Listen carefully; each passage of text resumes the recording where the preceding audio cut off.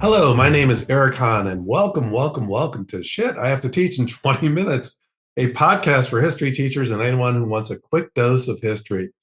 Thanks for joining us today. We're continuing to enjoy such great positive feedback from you, the listeners, and if you've been meaning to contact us, we'll let you know how later. In every episode, my colleague Rob Good and I interview a historian about their scholarship. We ask them to identify the most important concepts they think teachers should share with their students about the topic for the day. We also include free lesson plans that can be downloaded from the episode notes linked to this podcast. Rob, what's our focus for today? Well, today, Eric, we're going to be talking about women's suffrage, the women's suffrage movement in the United States during the late 19th and early 20th century. When I was teaching, most textbooks and curricular materials presented a narrative that focused on upper and middle class white women as the leaders of the movement. There was little attention given to the essential role that women of color played in the struggle to expand the franchise. Even contemporary movies like Iron-Jawed Angels tend to perpetuate that narrative, although the movie does address some of the diversity in the movement. Fascinating topic, Rob, and one that I think teachers will like to hear more about regarding the women's suffrage movement, and in particular about marginalized groups. So who is our historian for the day? We are really lucky to be joined today by Dr. Cathleen Cahill, the Walter L. Ferree and Helen P. Ferree Professor of Middle American History at Penn State. Dr. Cahill is one of our nation's leading social historians, and she is the acting director of the George and Ann Richards Civil War Era Center. Her most recent book, Recasting the Vote: How Women of Color Transformed the Suffrage Movement, is an important corrective to the traditional narrative about the history of the suffrage movement. Cathleen is also deeply committed to sharing her wisdom with the broader public and K-12 teachers, and she serves as one of the hosts of the Gilded Age and Progressive Era podcast. A link to that podcast is included in the episode notes. Well, welcome, Kathleen. Thanks for joining us. What would you say are the most important ideas about the women's suffrage movement that teachers should teach and students should know regarding that time period? And really, when is that time period? Just to kind of start us off, not to throw you. No, not throwing me at all. First, thank you both for inviting me on the podcast. This is really a lot of fun. I've enjoyed listening to some of the other guests you've had on, and I'm excited to join them. And actually, one of the things I wanted to talk about today was this timeline of suffrage. I also want to talk about the term because I think both of those things will help teachers integrate the story of the women's suffrage movement into their broader curriculum and classroom themes. So, we use this term, women's suffrage, and on one hand, that lets us talk about it as a separate movement, and I think that is important in certain ways, but it also sets it apart from the larger struggle for voting rights in the United States, which it also is. And I think sometimes that term gets it sort of into, it's a separate category and detached from these other big themes. So the other thing that using the term women's suffrage does is, for a long time, people said, well, the chronology of that is from the 1848 Declaration of Seneca at Seneca Falls to the 19th Amendment in 1920. And that was the story. It starts in 48, it ends in 1920, and, nice little bow. And that does give an easy narrative. So I understand why people use that. But that narrative was really constructed by one particular group of suffragists who, so Elizabeth Cady Stanton and Susan B. Anthony, whom we've all heard of, and in part because they wrote the history of the women's suffrage movement in 6 volumes, and they centered their stories. So, that meant the Seneca Falls to the 19th Amendment story.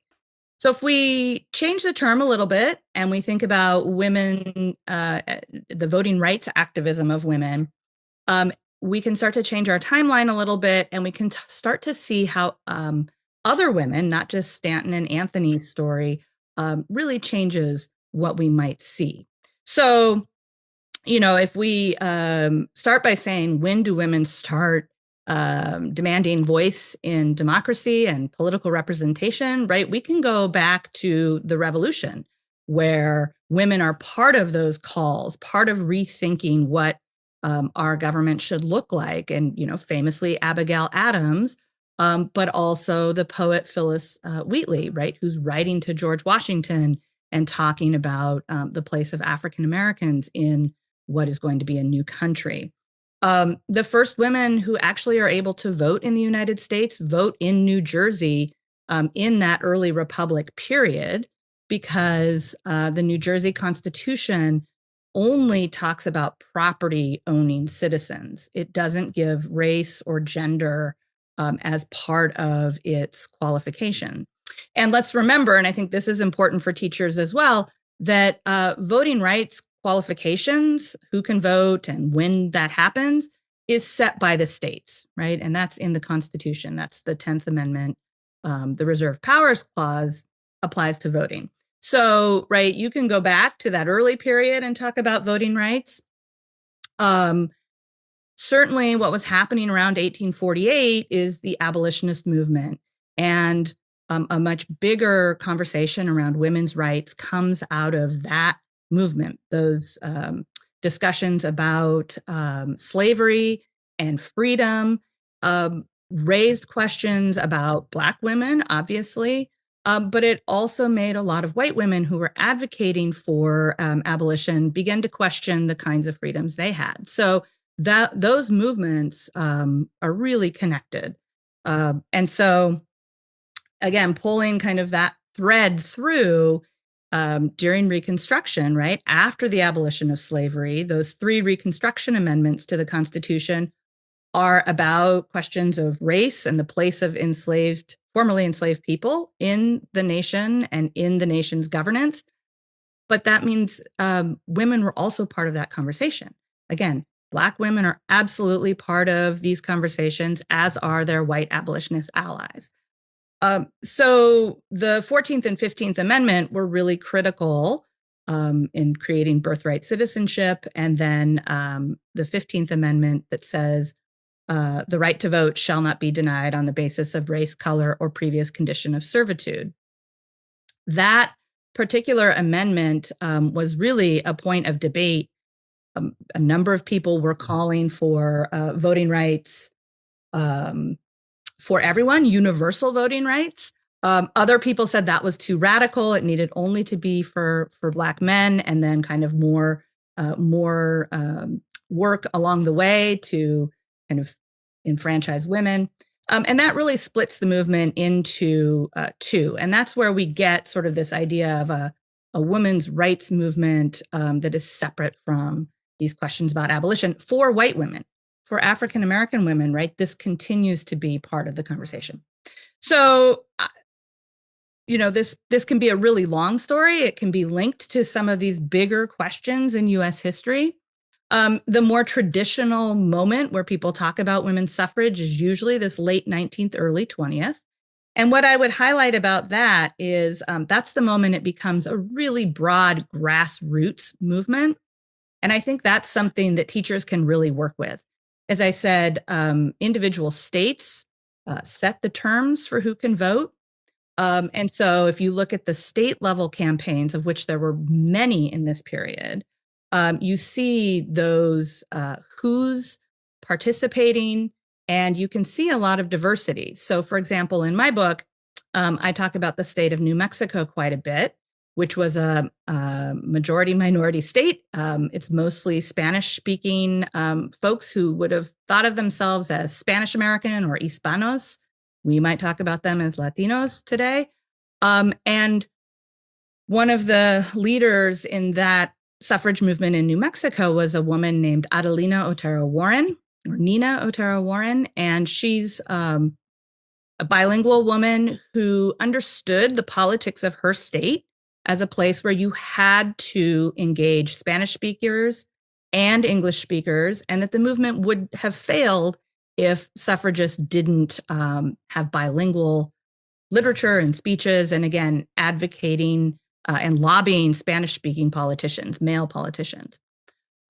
She becomes the leader in her state. She's president of the New Mexico Women's Suffrage Organization during kind of the final push for the amendment.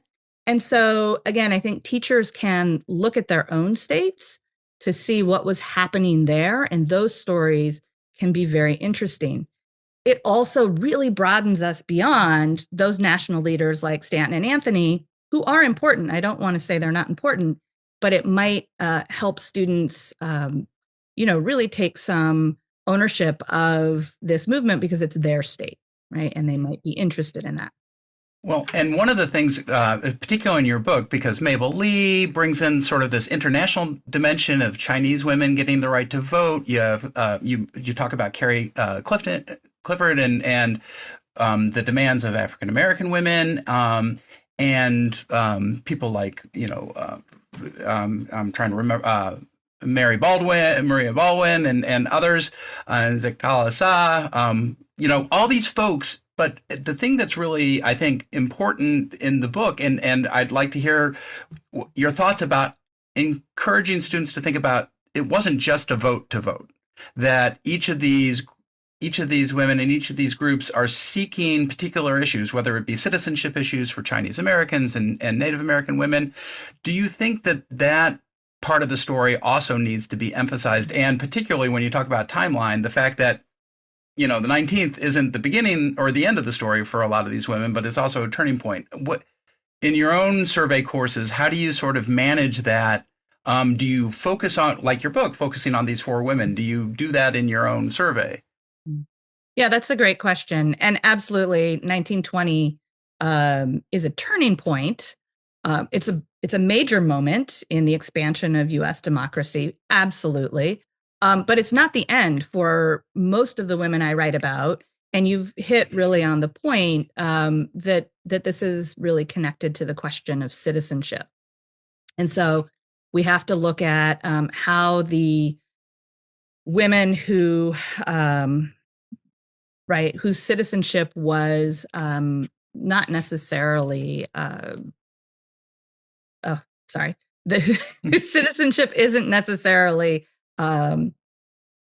who don't have citizenship for a variety of reasons, right? So that is what was helpful about talking about individual women, is it makes it sort of brings these examples down to show how it worked on the ground, and to make these policies about citizenship real through these stories of individuals. So absolutely, right? That's what is so interesting. And part of the reason that women of color aren't always so visible in the mainstream suffrage organizations is they're often motivated to work for the right to vote, so they can address some of these other places where inequality affects them differently than it does white women, right? They all share some things in common, but most white women have citizenship. They take that for granted. Chinese women who are not born in the United States are ineligible for citizenship because of the Chinese Exclusion Acts. And by 1924, that's extended to all people of Asian descent who are immigrating. Native people, it's a very complicated story, but they generally are considered wards of the federal government, right, as conquered people who are not able to make their own political decisions. That's the case until 1924, when the Indian citizenship passes. But really, a lot of state laws still keep Native people from voting for a variety of reasons. They might live on reservation land. It's not taxed. Therefore, they're seen as not having a voice. There's a lot of things that we think of as Jim Crow laws that apply to African Americans that also apply to Native Americans, as well as Latinos, right? So sometimes people talk about Juan Crow in Texas, so poll taxes, things like that. So a lot of those ways, and we know, again, Jim Crow, that African Americans should have the right to vote, but are kept from voting in a lot of ways. Congress isn't enforcing the 15th Amendment, the 19th Amendment. So it's not until the 1960s, with the Voting Rights Act in particular of 1965, the 24th Amendment, that gets rid of poll taxes in 1964, that many of these other women whose communities and members of their communities fought for women's right to vote in this earlier period, in the 1890s and early 20th century, It's not until much later in the 20th century that they're able to vote. And your other question about sort of motivation, right? And the vote not being the end of the story, that is true for everyone, right? Women recognize that the vote and this political voice is a powerful tool. And they immediately try to start using it in ways, again, to address the concerns that they have, either working class women talking about industrial safety and work, and laws for labor.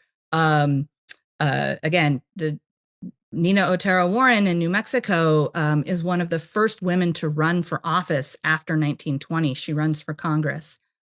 She doesn't win, and that's kind of, we don't have time to talk about that. But we see women's begin to say, okay, it's not just about voting. We need representation, political representation. Ida B. Wells, a famous African-American suffragist, runs for office in the 1930s in Chicago or in Illinois. So the women are looking for the right to vote to address these other political issues. Carrie Williams Clifford's a great example. You brought her up. She's a poet, and through her poetry, we see a lot of the issues that Black women are facing. So she writes about the terror of lynching. She writes about a number of the kind of so-called race massacres, like the Tulsa massacre in the early 20th century. Tulsa is only one of many. She writes about others. She writes about sort of famous historical figures who from Black history or their white allies who supported them. And all of that also kind of plays a part in her suffrage activism. So I think those are excellent questions. And it's that way that we can use individual stories to kind of open up these bigger views on why people are fighting for the right to vote and how they're doing it. Kathleen, I have a question that you mentioned almost at the beginning of your talk here that New Jersey was the first state to allow women to vote in the early republic, landowning women, or, so when, I think people might want to know, when was that reversed? What states beyond that decided they were going to not allow women to vote or then allow women to vote? That sort of thing. If you could speak to that briefly, thanks. Absolutely. It's a great question. So most of the question in that early republic era was about property, right? People felt that if you own property, you had a stake in voting. So after the revolution, that's the big question. So not everybody can vote, even men, right, are kept from voting by property qualifications.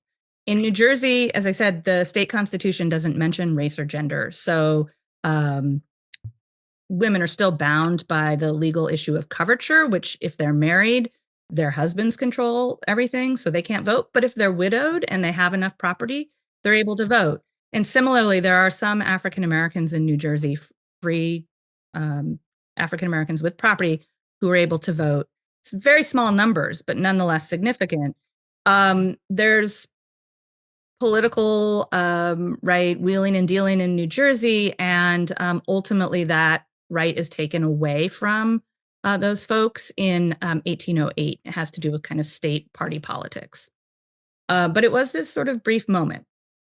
And you see this in a number of other places. So the next place where women are fully enfranchised is the territory of Wyoming in 1869, and then in the territory of Utah in 1870. And that both of those kind of come out of this Reconstruction era politics. And again, there are sort of limits. In Wyoming, there is a literacy. You have to be able to read the Wyoming state territorial constitution to vote. And again, in Utah, it's about the Church of Jesus Christ of Latter-day Saints, which had the majority population, trying to protect its power by enfranchising Mormon women, right? That's actually taken away by the Edmunds-Tucker Act.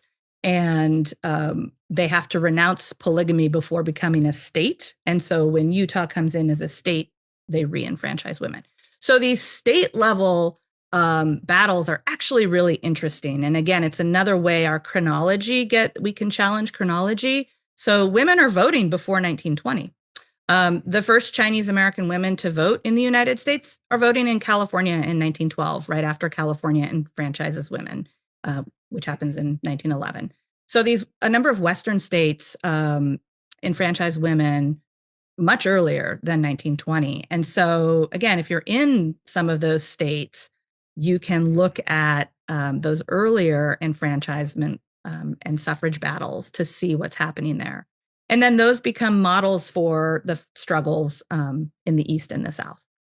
So, again, the way in which chronology can change depending on which level of government you look at and where you look, I think can really help teachers bring those local examples home to their students. Well, and it's such an important concept as people look back, they're looking for models for change, and also this as you talk about, sort of a long narrative that it brings up the questions of today, and the fact that the struggle for the vote and the franchise continues, and particularly on these lines of both race and gender and identity.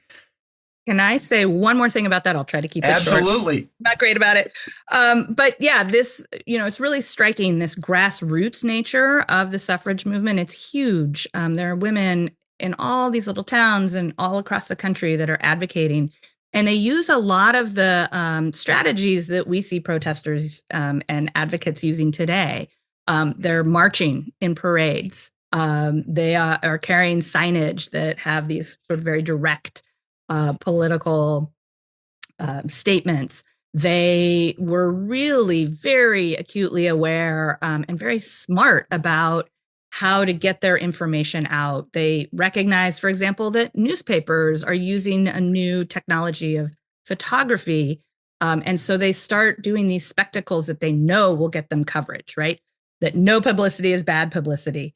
Part of the reason they wear white is because it shows up in newspaper photographs better, right? So, and the first National Women's Suffrage Parade takes place in 1913 in Washington, D.C. They march from the Capitol to the White House down Pennsylvania Avenue. That is the first public protest parade in the nation's history in Washington, right? So it was the women's voting rights advocates who come up with that idea of we're going to march in Washington. Coxey's army marched to Washington to protest labor conditions, right. But they weren't it wasn't conceived of as a march in Washington, which the women's suffrage movement does. So that kind of material culture of their signage and the banners and looking at a lot of the photographs can be great fun in classrooms, and also thinking about how a lot of that was pushing back against a lot of the stereotypes that suffrage activists faced. So it's really resonant these days. Well, and the program from that march is available on the Library of Congress, and a great way to make those connections between the past and the present. And I think students would really enjoy that. So thank you for making that connection, and thank you so much for joining us today and helping our listeners think about how they bring this story to their classrooms. Eric? Yes, thank you, Dr. Cathleen Cahill. We really appreciate that. I have only about 100 more questions to ask you, but we don't have time. Remember, you can download your free lesson from the link provided in the episode notes. Be sure to stay tuned after this brief song to hear a description of those lessons. Oh no, the clock is ticking, 20 minutes, time is spinning, pulling facts from thin air, hope they think I came prepared. What a great conversation. And my lesson builds from Kathleen's discussion of how women of color shaped the suffrage movement. Using several of the individuals highlighted in her book, the lesson asked students to analyze newspaper excerpts about 4 different women of color who were involved in the movement. Students will compare and contrast both these women's experiences in the movement, as well as how they were treated by the press. Great lessons, and teachers, there's some really cool images on that too. For my lesson, I decided to take Professor Cahill's prompt in having students explore states and their willingness to grant women's suffrage. There is really quite a variance in reasoning and in timing. You may wish to have students research your own state, or if you have a large class or maybe teach at an international school, you might assign students particular states so they can make comparisons. That's a great lesson, and I know that students will like to make those connections with the local history. Well, thank you for listening, and remember, you can download the free lessons from the link provided in the episode notes. And please be sure to follow us wherever you get your podcasts and on YouTube. Eric will tell you how. You can reach us for any feedback, questions, or suggestions you might have about the conversations or lessons at historyin20@gmail.com. Historyin20 is all one word. We'd love to hear from you. Thanks, especially to that listener in Togo in Africa, for joining us today. Bring some more friends. All right.